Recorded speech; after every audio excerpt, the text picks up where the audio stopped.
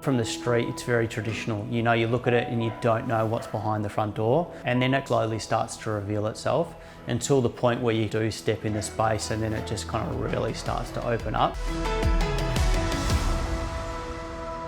So there's kind of like a sense of drama that's carried through to the kitchen. That large void above us, like a poetic expression of space and of atmosphere.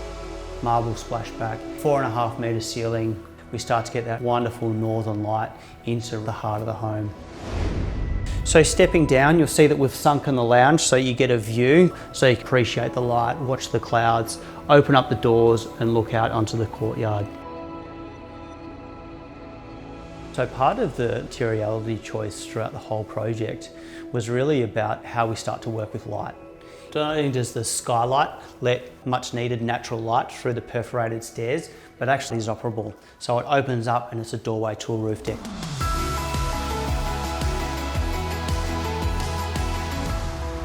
Every client has a unique way of living.